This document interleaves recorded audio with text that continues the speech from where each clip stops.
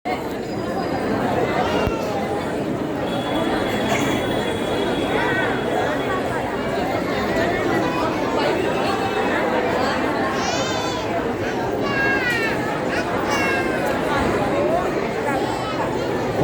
தெளிதேனும் பாவும் பருப்பும் இவை நான்கும் கலந்துனக்கு நான் தருவேன். கோலம் செய் துங்க கரிமுகத்து தூமணியே, நீ எனக்கு சங்கத்தமிழ் மூன்றும் தா என்று அவை பாட்டியார் நமது குழந்தைகளுக்கு ஆரம்பனையில் கற்றுக் கொடுப்பதற்காகவே எழுதிய செய்யுளாகும்.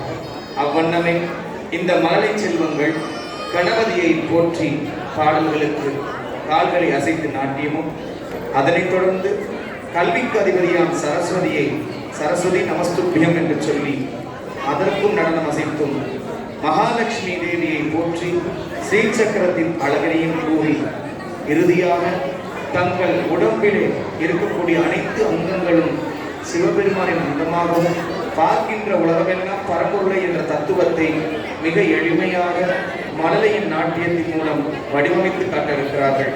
மேடையில் மூஷிக வாகனம் என்று சொல்லக்கூடிய முதல் வடமொழி பதிகத்தில் இருந்து ஆங்கிலபூம் என்று சொல்லக்கூடிய நாட்டிய சாஸ்திரத்தின் கருப்பொருளான தியான ஸ்லோகம் வரை மேடையில் எம்பெருமான் திருவடிக்கு அஞ்சலி.